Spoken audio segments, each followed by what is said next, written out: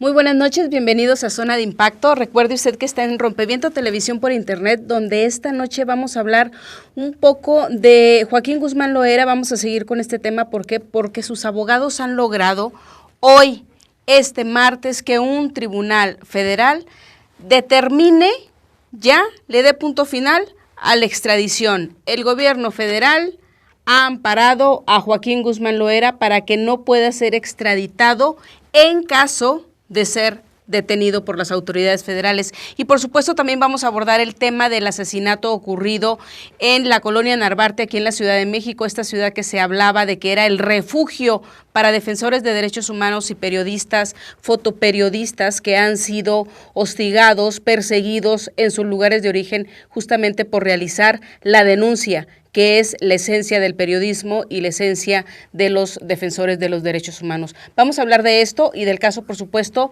de Rubén Espinosa, nuestro compañero fotoreportero, y también, por supuesto, de Milé Virginia, esta colombiana que generó tanta controversia y toda la distorsión que hubo en los diversos medios de comunicación gracias a las filtraciones que amablemente recibieron estos medios de parte de la Procuraduría de Justicia del Distrito Federal. Empezamos.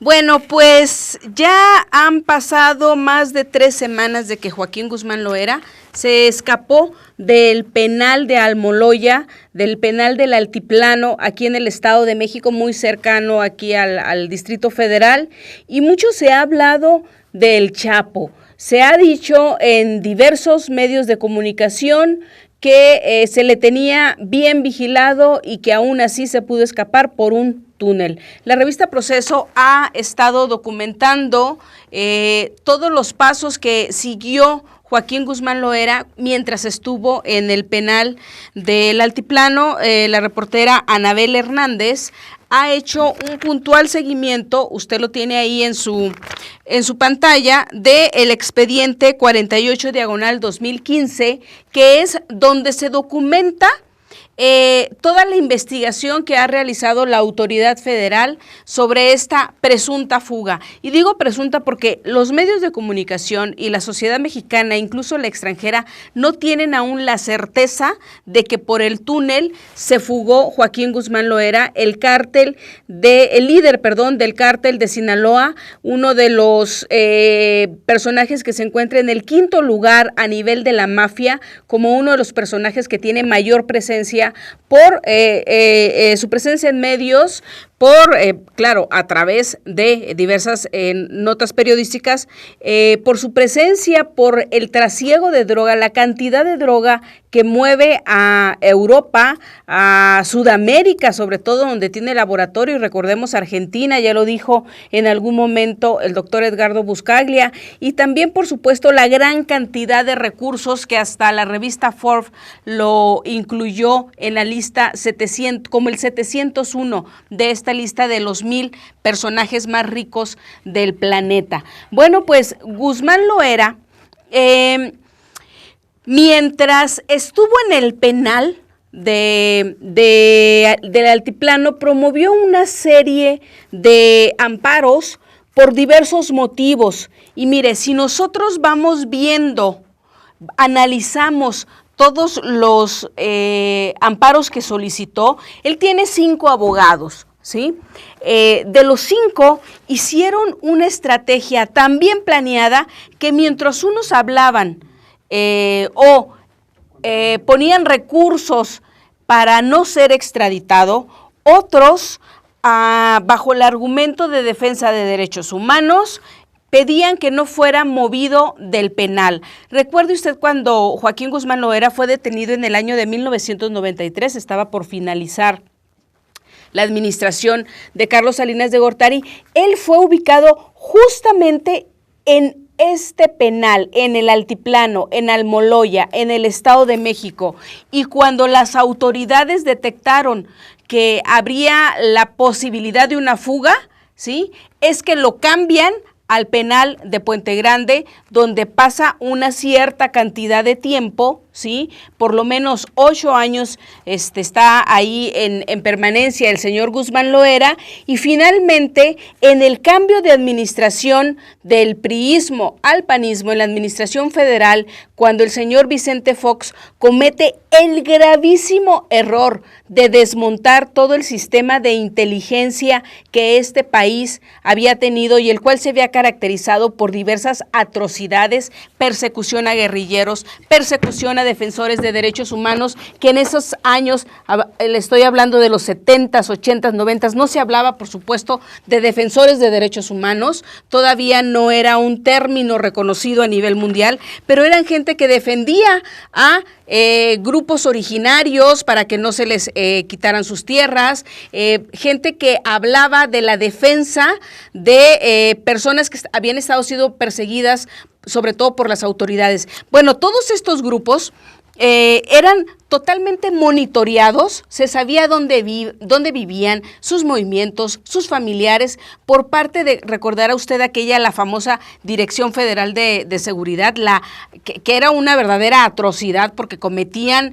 abusos, hostigamientos, violaciones y varias ejecuciones. Bueno, si quitamos a un lado, hacemos a un ladito la parte oscura, la parte negra de todo este sistema de inteligencia, podemos rescatar lo otro, que había una verdadera inteligencia en este país, gente que había sido muy bien entrenada, ¿sí?, pero que al pasar del priismo al panismo, el presidente Vicente Fox decidió acabar con todo eso, ¿no? Y lo primero que hizo fue desmontar todo el sistema de inteligencia, el llamado CISEN, que depende de la Secretaría de Gobernación, la desmontó, y son justamente estas agrupaciones las que tienen el control de los penales de alta seguridad. Recuerde usted, principios de los años 90, se empiezan a crear estos penales, principalmente el Altiplano, del cual se fuga recientemente Joaquín Guzmán Loera,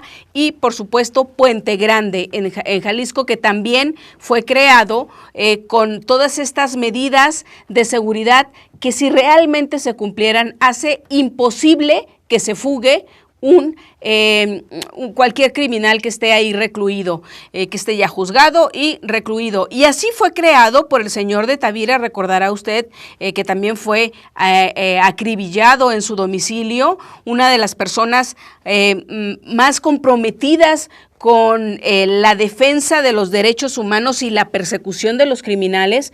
Bueno, cuando él, después de que él es ejecutado, a los meses, es ejecutado también uno de los policías también más honrados de este penal de Puente Grande, y en su lugar llega el señor Damaso López, quien facilitaría la fuga de Joaquín Guzmán Loera de este penal. Bueno, al llegar finalmente el gobierno de Vicente Fox, desmonta todo este aparato, se queda al descubierto, y es que se puede realizar la primera fuga del Chapo de este penal, porque no había. Incluso la persona que más sabía, y esto nos lo comentaba nuestra compañera Maridalia Gómez en el programa pasado, uno de los personajes de los policías que más ha estudiado a Guzmán Loera, tanto en su manera de actuar, su modus operandi, su manera de concebir el narcotráfico, sus gustos, su psicología. Este personaje también salió dentro de toda aquella grupo de personas que fueron removidas de los aparatos de seguridad al inicio de la administración del señor Vicente Fox, y entonces ya no hay quien sepa cosas de Joaquín Guzmán Loera. Bueno, pues ahora que lo detienen en febrero del 2014 y es recluido en el otro penal de alta seguridad, sus abogados empiezan una estrategia, sus 5 abogados, que mientras uno está pidiendo que no se le mueva de ese penal, ¿sí?, otros están solicitando los amparos para que no se le extradite. Miren, una revisión que estuvimos haciendo en el Consejo de la Judicatura Federal, detectamos por lo menos unos 15 amparos, entre los cuales se destaca uno que es de llamar la atención. Me estoy refiriendo, por supuesto, al amparo, que es uno de los primeros que realiza, es el amparo número 1233 diagonal 2014. Este se interpuso en el primer circuito. El primer circuito son todos los juzgados federales que están radicados en la zona del Distrito Federal, y está en el juzgado 13º de Distrito de Amparo en materia penal. Bueno, este amparo era para que no fuera trasladado. Recuerde usted, hace unos minutos le dije que del penal del Altiplano es removido al penal de Puente Grande ante la posible fuga. ¿Qué generó esto? Que todavía pasaran unos 8 años más antes de que se pudiera fugar Guzmán Loera en enero del 2001. Bueno, ahora en esta ocasión está mi cliente aquí en el Altiplano, no me lo muevan de aquí, no lo pasen a ningún otro penal, mucho menos con el pretexto de la extradición. Por lo menos así está establecido en este amparo, en el 1233 que le acabo de mencionar, y mientras uno de los abogados estaba solicitando la permanencia en este penal, otro estaba solicitando amparo tras amparo, que eran muchos de ellos fueron rechazados, y por lo menos fueron 5 amparos directos para evitar la extradición, ¿sí? 4 de ellos fueron desechados poco a poco. En uno se le dio al cliente llamado Joaquín Guzmán Loera la suspensión de oficio y de plano. Eso significa no me lo muevan, es decir, no me lo extraditen, no me lo saquen del país, aunque lo detengan.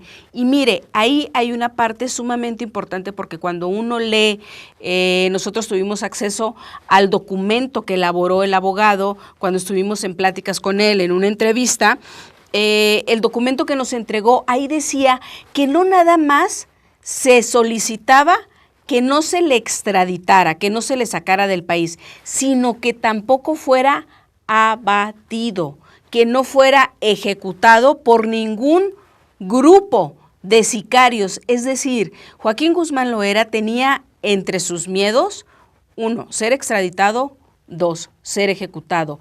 Y lo dice el propio documento que se presenta ante un tribunal, que no se le permita a nadie que lo ejecuten. Esto significa que mientras estaba en el penal, se le tenía que brindar toda la protección para no ser ejecutado. Recuerde usted que un hermano de Guzmán Loera fue justamente en el área de locutorios, cuando estaba con su abogado, fue ejecutado, ¿sí? Y era un penal de alta seguridad. Bueno, pues Guzmán Loera empezó este trámite con uno de sus abogados, y hoy martes por la mañana nos enteramos que finalmente un tribunal le otorgó ya la suspensión definitiva para que el señor Guzmán Loera, una vez que sea detenido, no pueda ser extraditado. ¿Qué pasa con el resto de los amparos? Bueno, otros, le decía hace un rato, que son cerca de 15 amparos, 5 para no ser extraditado, 1 para no ser movido de penal a penal, es decir, para que el Chapo pudiera, en caso de determinar una fuga, establecer una fuga, poderla hacer con el tiempo suficiente, y que no, al momento de que ya estuviera todo preparado para la fuga, fuera movido a otro penal. Bueno, el resto de los amparos es por los delitos por los cuales se le ha acusado, que es tráfico de drogas, delincuencia organizada, posesión de armas para uso exclusivo del ejército. Estos amparos fueron justamente contra estos delitos. Y mire una cosa que es algo muy curioso. Cuando se fuga un reo que tiene este tipo de delitos, se le están imputando estos delitos, después, una vez fugado, se sobreseen, y eso fue lo que sucedió con Joaquín Guzmán Loera, porque nos enteramos recientemente que ya se sobreseyeron muchos de estos amparos. Es decir, no se llega al fondo de la discusión de si es culpable o inocente de lo que se le está acusando al señor, sino únicamente es como si se acabara, ya no existe registro alguno sobre ese amparo y todo eso queda en el bote de la basura. Es decir, que si llegaran a detener a Joaquín Guzmán Loera, tendrían que presentársele nuevos cargos, ¿sí?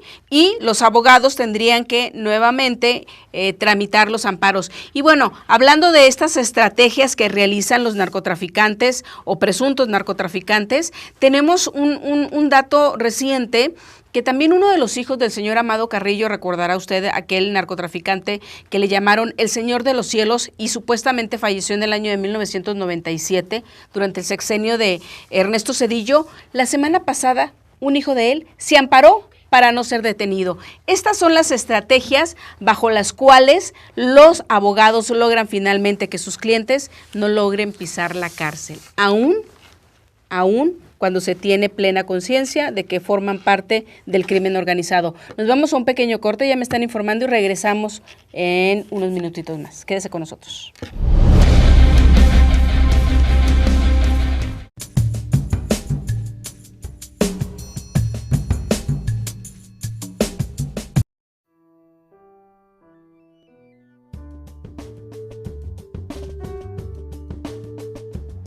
Saludos. My name is Michael Eisenmenger. On behalf of the staff at Marin TV, I'd like to send the producers and crew of Rompaviento our gratitude. We are very excited for the opportunity to be your coyote and to help bring your programming across the border to our television viewers here in the Bay Area. As you know, we live in the other Mexico, a place they call California. In this weird Mexico, we get very little true and honest information from the real Mexico. And for that reason, your work is very important to us here. Truly independent media is free of censorship by governments and corporations. Independent media can speak truth to power and also celebrate our art and culture of resistance. This ability to speak is not given to us. It's something we must seize upon. It's something that we have to build new ways in order to be heard and seen. That is what Rompaviento does, and this is what you bring to our communities here. And for that reason, we look forward to working with you in the future. Gracias.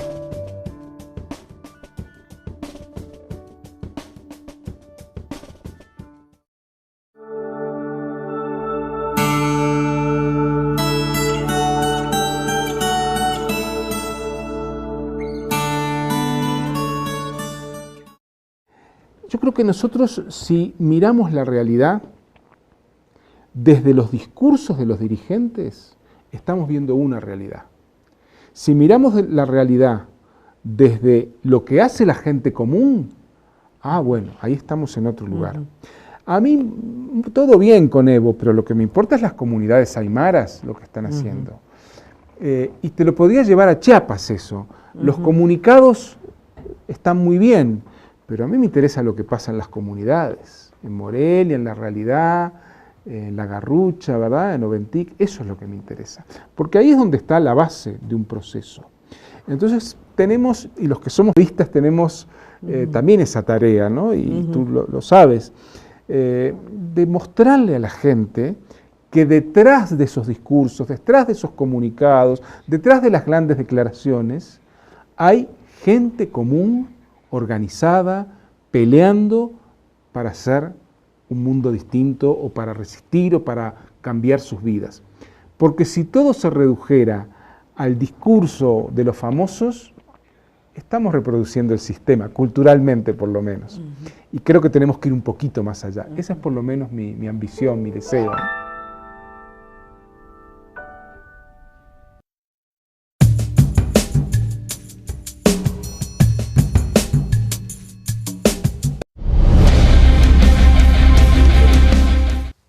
Bueno, estábamos cerrando hace un momento con este amparo que solicitó el hijo del señor Amado Carrillo, el Señor de los Cielos, cuyo nombre es Amado Carrillo Barragán, ¿sí? Él solicitó el amparo para no ser detenido en este es el primer circuito, que es el del Distrito Federal, y lo hizo ante el juez 13º en materia penal.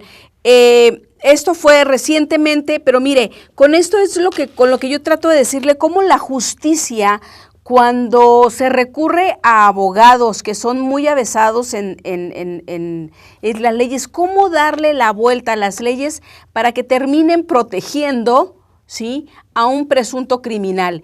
Y eso, pues, de hecho, debe de ocurrir así, puesto que en tanto no está comprobado que seas un criminal, eres inocente en este país.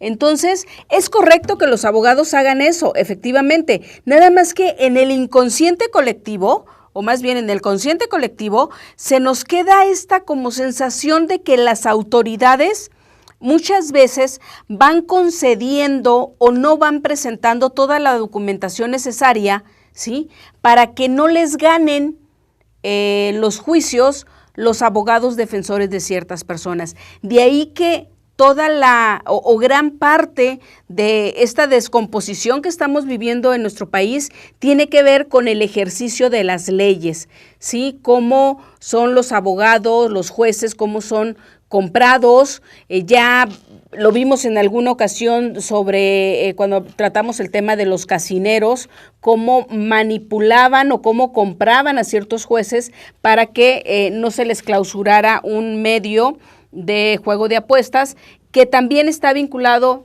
con el trasiego de drogas, con la prostitución, con estos más de 20 delitos que hay del dinero oscuro. Y para poder cerrar bien todo este tema, hoy la revista Proceso trae un texto de la reportera Anabel Hernández que titula "El altiplano era la oficina de Joaquín Guzmán Loera, el Chapo". ¿Por qué se habla de que era una especie de oficina?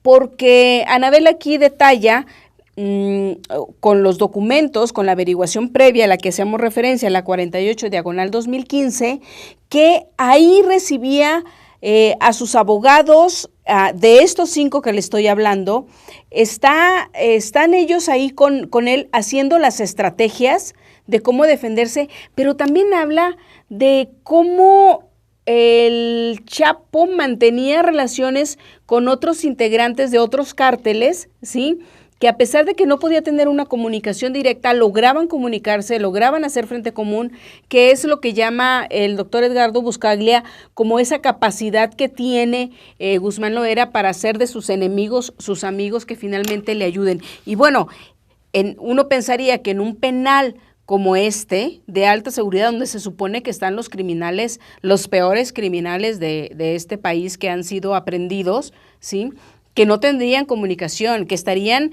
vigilados al 100%, pero bueno, también la misma reportera Anabel Hernández publicó en el número Proceso de la semana pasada cómo es que los vigilantes, los de las cámaras, los de diversas áreas, no vigilaban al 100% al señor Guzmán Loera, lo que le dio la posibilidad de planear una fuga. Hay quienes, conocedores de este tema, hablan de la posibilidad de que el Chapo Guzmán se haya fugado incluso un día o 2 días antes de cuando se nos ha dicho a nosotros que sucedió, y que no fue, por supuesto, a través del túnel, sino que fue por la puerta principal. Pero bueno, eso es gente experta, no han podido probarlo, es simplemente una versión más. Y con esto concluimos el tema de Joaquín Guzmán Loera, que no podíamos dejar de mencionarlo justamente por esta decisión que hoy toma el tribunal de otorgarle este amparo definitivo para no ser extraditado, y sobre este amparo que solicitó Amado Carrillo Barragán, el hijo del Señor de los Cielos, para no ser detenido.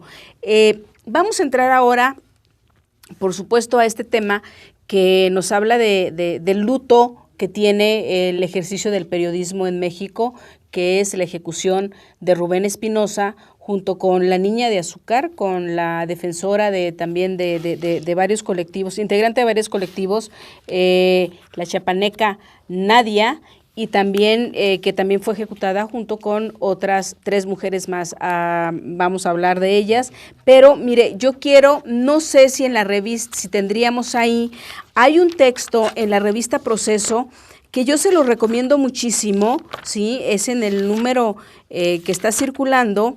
Es un recuadro, pero es un recuadro de la última presencia de Rubén en la revista Proceso, cuando asistió a un curso de fotoperiodismo que se estaba dando, que se dio en la revista.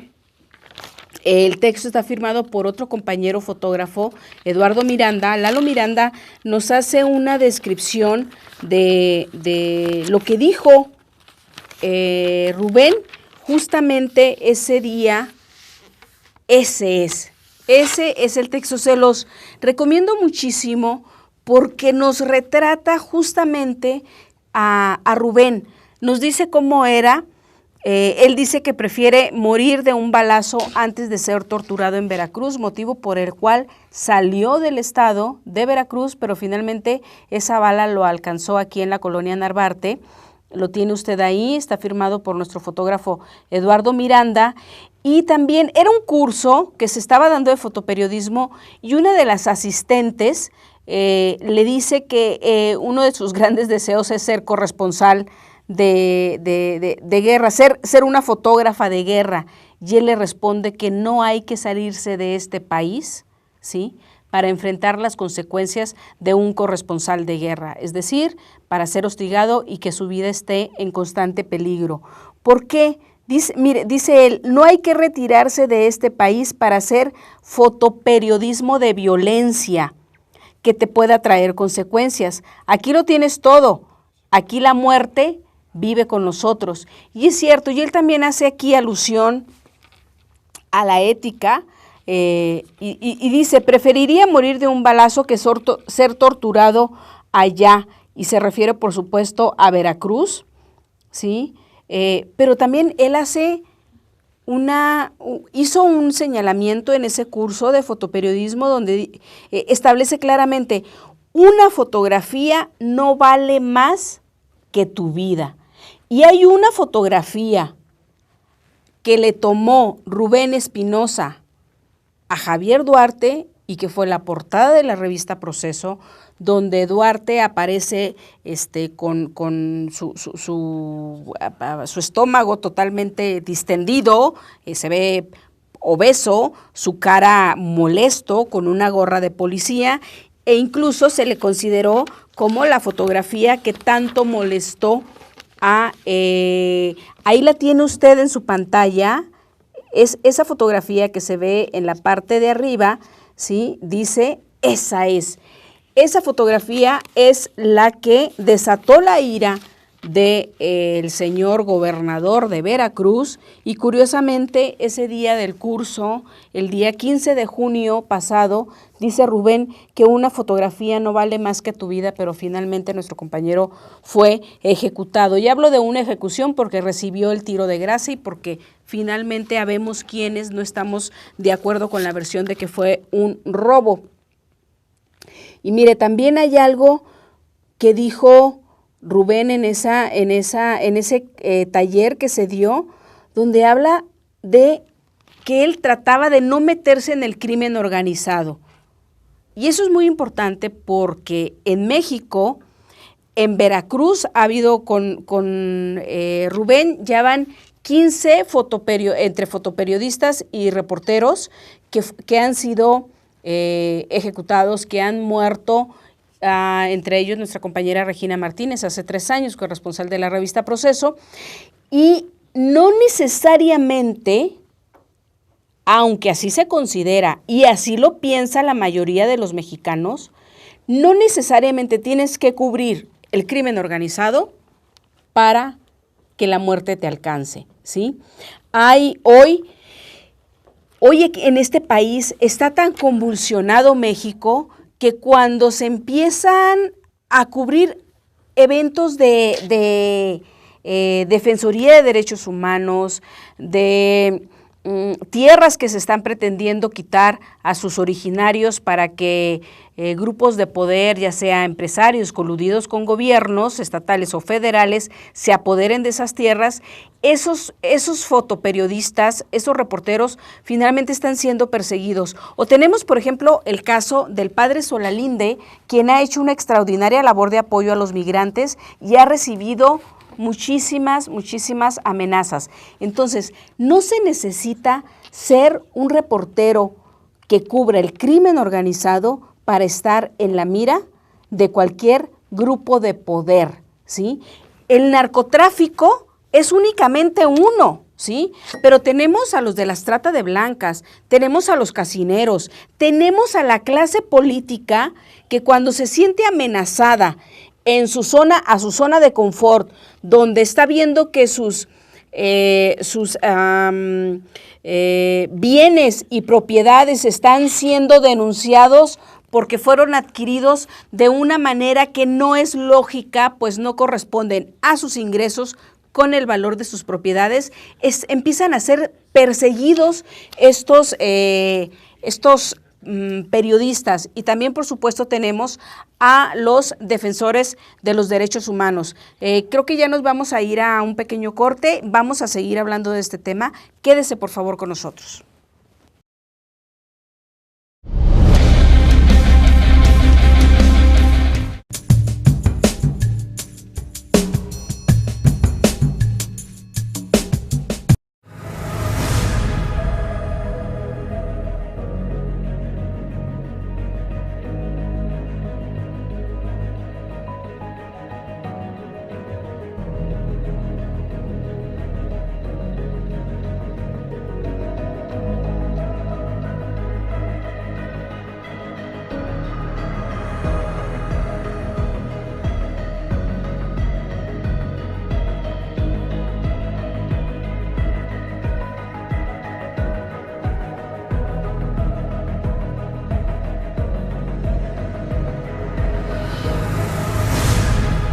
Responsabilizamos totalmente a Javier Duarte de Ochoa, gobernador del estado, y a todo su gabinete sobre cualquier cosa que nos pueda suceder a los que estamos involucrados y organizados en todo este tipo de movimientos, tanto estudiantes, académicos, sociedad civil en general. Sí queremos dejar muy marcado que es totalmente responsabilidad del Estado nuestra seguridad, porque son directamente los que están mandando a reprimirnos.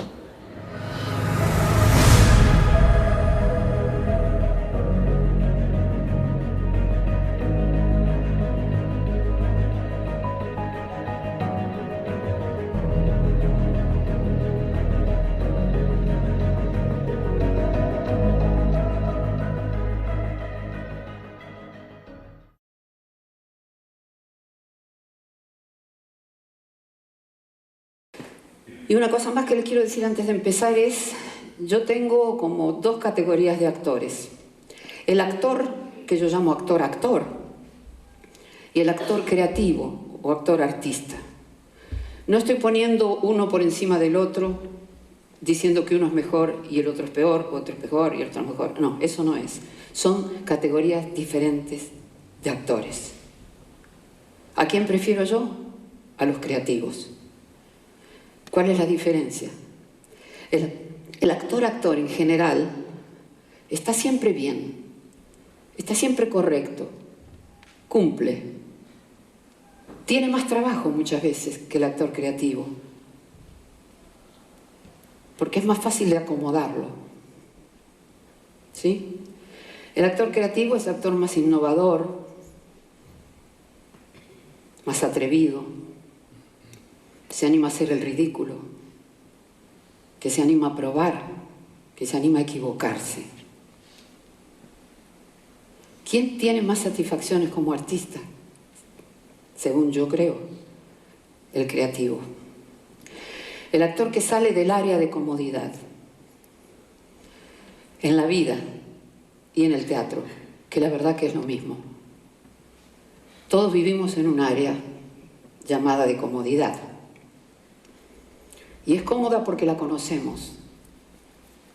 Conocemos sus bordes, sus límites, su espacio, su forma, la conocemos. Pero los humanos somos curiosos y nos gusta saber qué hay más allá del límite. Entonces vamos y miramos.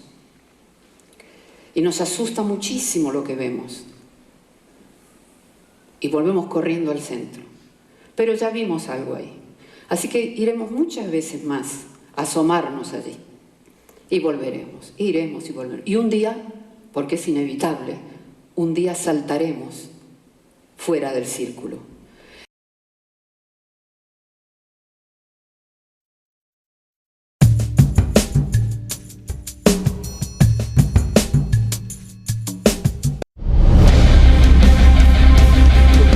Viernes. El viernes, hace 2 viernes es cuando nos enteramos de esta ejecución de las 5 personas en la colonia Narvarte. Rubén Espinosa, fotoreportero, colaborador de la revista Proceso y la agencia de fotografía Cuarto Oscuro. Nadia Vera, una chica que había concluido sus estudios en la Universidad de Jalapa y durante su estancia había sido integrante de diversos colectivos y hoy se estaba dedicando a la promoción cultural y seguía también dentro de la Defensoría de Derechos Humanos. Ella es Nadia Vera, la niña de azúcar, como le llamó su mamá en una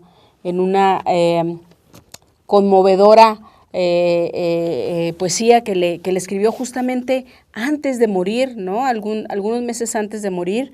Yesenia Quirós, la joven michoacana que había radicado en Mexicali por algún tiempo, 18 años, estudiante.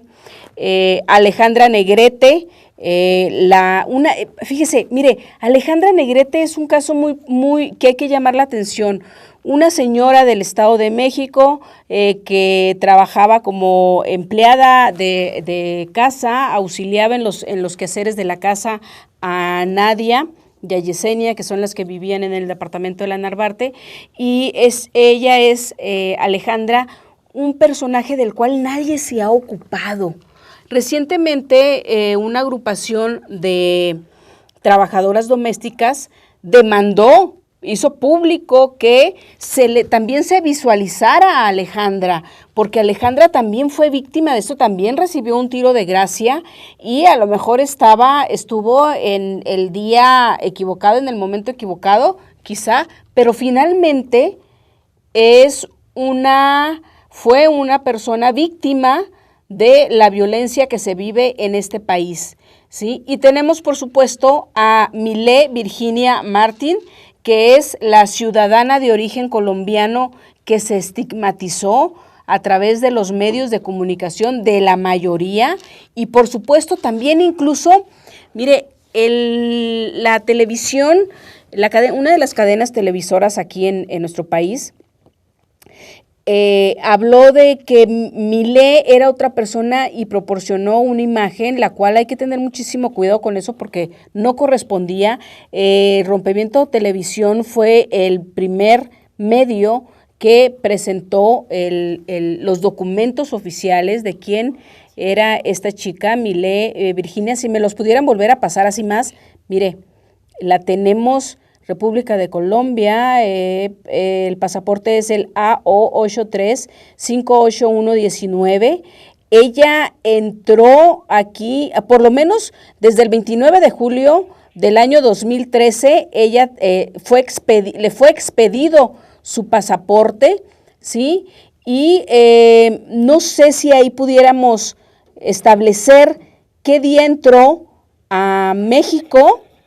Seguramente tendremos ahí en el pasaporte viene, ¿cómo se llama? El folio de cuando ella ingresa a nuestro país, es de no inmigrante, ¿sí? Ahí viene su CURP, su calidad es de no inmigrante, su origen de Colombia.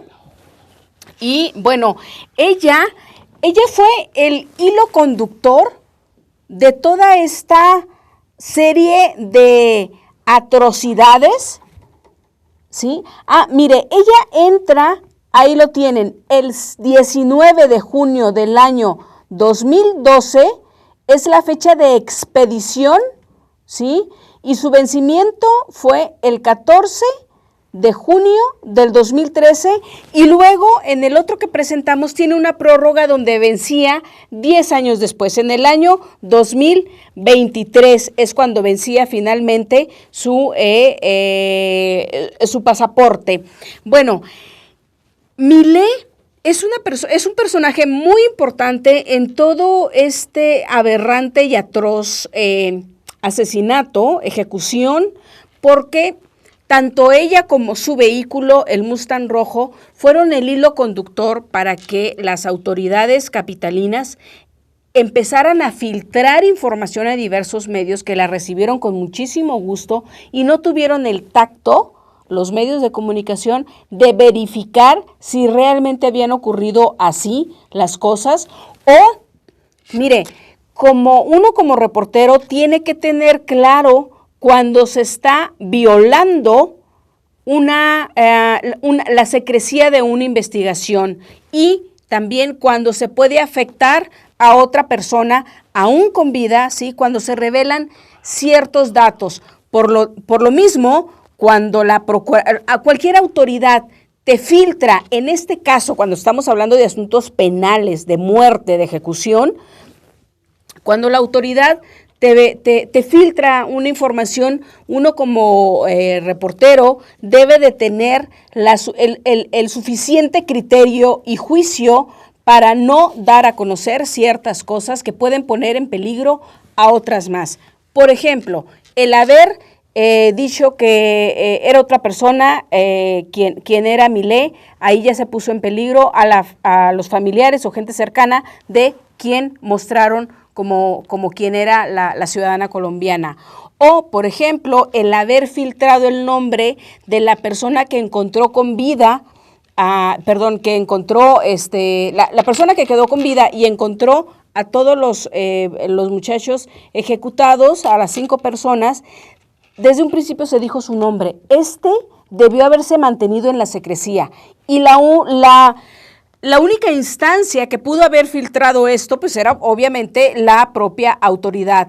Y además empezó a hablar del famosísimo Mustang rojo, que era propiedad de la ciudadana colombiana, y lo empezaron a estigmatizar. Colombia igual a narcotráfico, ¿no? Igual a México, igual a mariachi, hoy igual a narco, ¿no?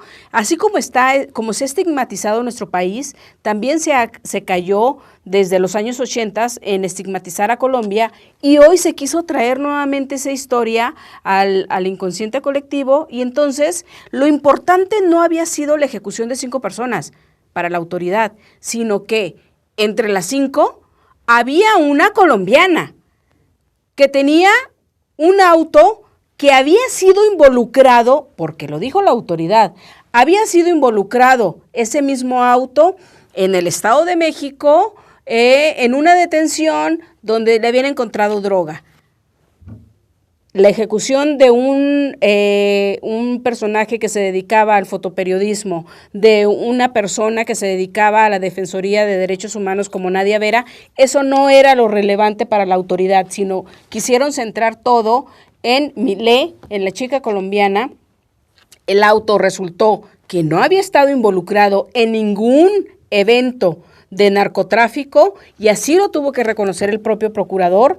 Y recientemente, mire, salió publicado el lunes en un diario de circulación nacional las declaraciones de la única persona que ya está entre los detenidos, un personaje que en el 2005 había sido detenido y juzgado por violación y quien salió 8 años después. Aquí también tenemos unas dudas, porque primero se dijo que él había sido detenido en 2005, después se dijo que había sido liberado en 2005, entonces no tenemos la certeza. Son dudas que ha introducido la propia autoridad y ha generado, por lo mismo, mayor descontento entre los propios afectados, los familiares de las personas ejecutadas. También se dijo que había habido una fiesta, después se desmintió que no hubo tal fiesta, se dijo que el único auto del que se habló era el Mustang rojo y ayer lunes en este diario de circulación nacional que le digo, salieron las declaraciones de esta persona detenida donde ya declaró y dijo que sus otros 2 compañeros que participaron en este evento de la Colonia Narvarte fueron un malabarista, un muchacho que se dedica a hacer malabares en la calle y por lo cual pide una aportación entre carro y carro, y un viene, así lo conocemos en México, que es la persona que te ayuda a encontrar un estacionamiento o a estacionarte, ¿sí? Le llamamos viene. Entonces resulta ser que uno de ellos le llama a la persona que hoy está detenida y lo invita por la mañana, el viernes por la mañana, lo invita a visitar a una amiga a una colombiana, así dice nada más, ¿sí? Es decir, esto estaríamos entendiendo que la joven colombiana era una chica muy democrática y tenía amistad con un malabarista de la calle, un viene, quienes seguramente no tenían ni para invitarla a un café, ¿no? Y además se está estigmatizando a los malabaristas como si ellos, o sea, a partir de esta declaración, ahora la gente va a creer que los malabaristas pueden ser asesinos o que un viene es un violador, un asesino, etcétera, y además asaltante, ¿no? Lo cual no necesariamente es así. Y estos son de los traspiés que ha ido dando paso a paso la propia autoridad, y los medios de comunicación, no todos, lo reciben con gusto y empiezan a distorsionar todo. Otro dato que es importantísimo y echa abajo incluso la propia hipótesis del procurador de que fueron 3 quienes ejecutaron a estas personas y que incluso tenían como móvil el robo y que nos pusieron como línea, como hilo conductor el Mustang, es esta declaración de este personaje que está detenido y nos dice que a él le dieron las llaves de un auto que estaba estacionado en el cual habían llegado, y es un auto Megane, de modelo Megane, de la línea de la Renault, ¿sí?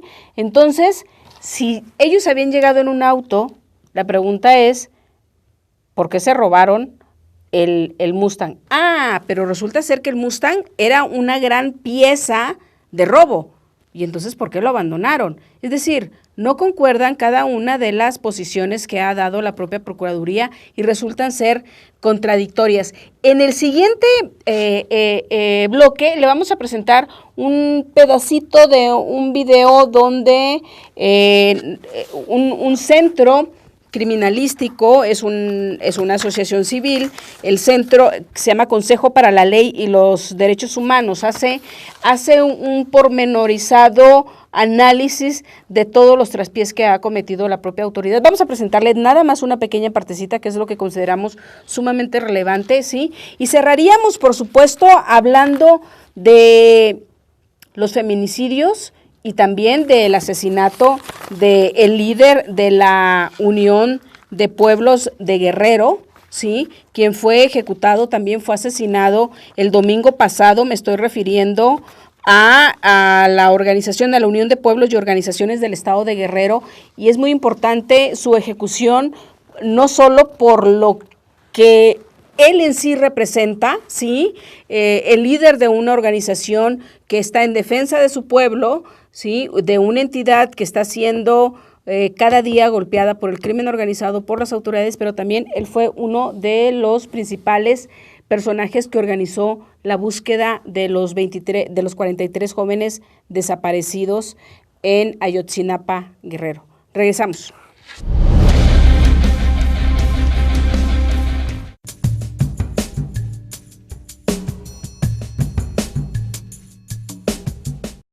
¿Qué tal? Soy José Gil Olmos y les vengo a presentar mi última investigación periodística, Batallas de Michoacán, Autodefensas, el proyecto colombiano de Peña Nieto.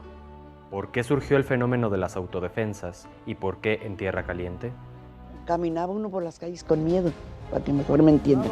Nadie podía arrimarse a platicar de 2, 3 personas o 2, o agarrar el celular para hablar uno con alguien porque ya estaban encima de uno. Nosotros, si sabemos que vamos a morir, pues decidimos escoger la forma en que queríamos morir, y esta fue luchar. Batallas de Michoacán, Autodefensas, el proyecto colombiano de Enrique Peña Nieto. Este libro, esta investigación de 1 año y medio, trata precisamente de responder a preguntas muy básicas. ¿Quiénes son las autodefensas? ¿Por qué en Michoacán surge este grupo de rancheros indignados, toman las armas y liberan el territorio de los caballeros templarios? El 24 de febrero de 2013, un numeroso grupo de hombres armados apareció en la región de Tierra Caliente, Michoacán, declarándole Batallas la de Michoacán al crimen. Es un libro editado por la revista Proceso, no se lo pierda, les va a gustar.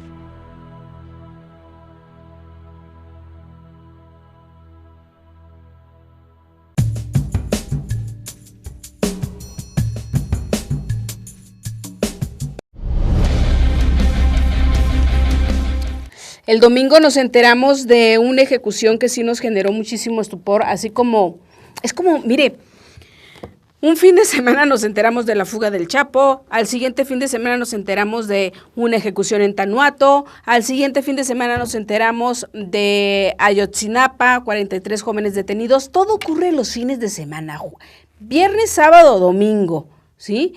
Lo de Ostula, el asesinato de este pequeñito de 12 años, la niña de 6 años que estaba entre la vida y la muerte, bueno, hasta los líderes del narcotráfico escogen el fin de semana. El día 1 de mayo, recordaremos, viernes, cuando el cártel de Jalisco Nueva Generación derriba un helicóptero de la Fuerza Armada, empieza toda esta serie de bloqueos, casi todo ocurre el fin de semana. Y este pasado nos enteramos, por desgracia, de un evento que también preocupa muchísimo, es para preocuparse, es para llamar la atención, de la ejecución de uno de los líderes de la Unión de Pueblos y Organización del Estado de Guerrero, la UPOEG. Me estoy refiriendo, por supuesto, a este activista, a Miguel Ángel Jiménez Blanco. Él apareció ejecutado en un taxi, apareció su cuerpo en un taxi, y la importancia de él es no solo por el gran apoyo, el gran líder moral que era para su propia organización, los integrantes de esta organización, sino también porque era una de las personas que había estado organizando de manera alterna a las autoridades, es decir, a la Gendarmería, a la Policía Federal, el Ejército. Organizó esta búsqueda de los 43 muchachos desaparecidos de Ayotzinapa, aquel atroz también fin de semana de septiembre del año pasado. Bueno, pues él, gracias a él, se encontraron muchísimas de las fosas donde, finalmente no estaban los jóvenes, los 43 de Ayotzinapa, pero sí era una muestra de cómo Guerrero, como muchísimas otras entidades de nuestro país, son unas localidades sin ley, donde puedes ejecutar, puedes matar, puedes violar, puedes torturar y enterrar en una fosa común a tu víctima, y absolutamente ninguna autoridad, ¿sí?, tiene o presenta algún avance de esa investigación. Es más, esa gente que apareció en las fosas y de las cuales Miguel Ángel, junto con otras personas de Guerrero, fue encontrando, esas personas ni siquiera estaban entre las estadísticas de las averiguaciones previas que estaba buscando la propia autoridad. ¿Y por qué le digo eso? ¿Por qué le llamo la atención sobre esto que encontraba este líder de la UPOEG y que finalmente eran personas que habían desaparecido meses o años atrás? Es porque, y lo dice claramente Mariclera Costa, que es la dirigente de Freedom House, que es una agrupación que se dedica a darle seguimiento a los procesos o a las desapariciones o a los hostigamientos que tienen los periodistas, ¿sí? Ella ha dicho que la verdadera protección que puede tener un periodista es la investigación y el castigo. Ahora no ni se está investigando de manera correcta el tema de Rubén Espinosa y las otras 4 mujeres, ¿sí?, ni en el caso de las fosas. Vamos a ver por qué tiene tantas contradicciones justamente la investigación de los 5 ejecutados, las personas 5 ejecutadas en Narvarte. Vamos al video, por favor. ¿Qué era necesario torturar, amarrar y dar un tiro de gracia a cada una de las víctimas? ¿Por qué era necesario aplicar brutalidad hacia una de las mujeres que incluso le fue, al parecer, introducido en el ano un tubo? El nivel de violencia ejercida contra las víctimas habla de algo muy claro.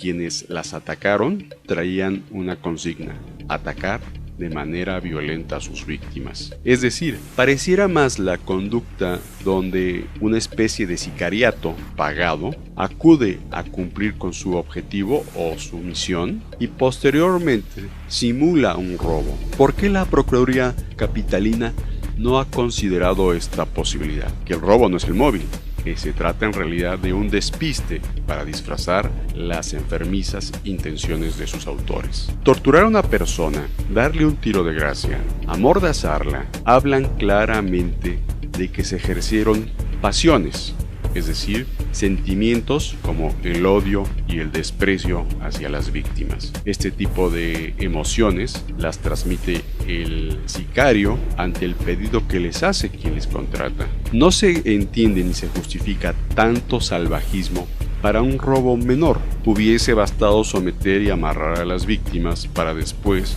robar los objetos de valor que se encontrarán y simple y sencillamente retirarse, como ha pasado cientos de veces en la Ciudad de México y en muchas ciudades de este país. Este pequeño fragmento que les acabamos de pasar lo elaboró el Consejo para la Ley y los Derechos Humanos. Es una asociación civil, dura 10 minutos y como usted vio, ahí aparece la fotografía de una chica a quien consideran que es Milé.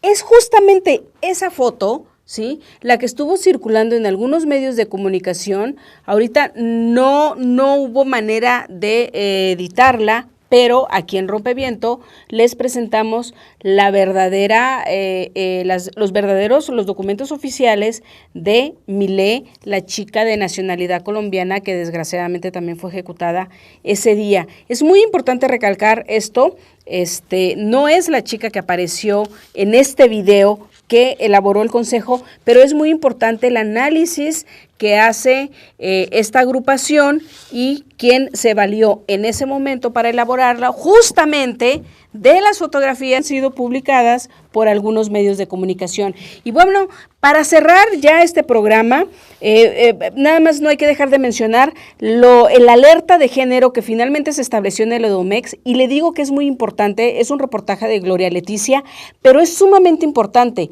porque los feminicidios en el Estado de México se incrementaron cuando el señor Enrique Peña Nieto era gobernador y fueron en mayor cuantía que en Ciudad Juárez, que fue la ciudad que se estigmatizó también como el lugar donde una mujer no podía mantenerse con vida por más de un mes, sobre todo si pertenecía a la clase baja. Bueno, nos vamos, hasta luego, gracias por haber estado con nosotros. Estuvo usted en Zona de Impacto. Hasta luego.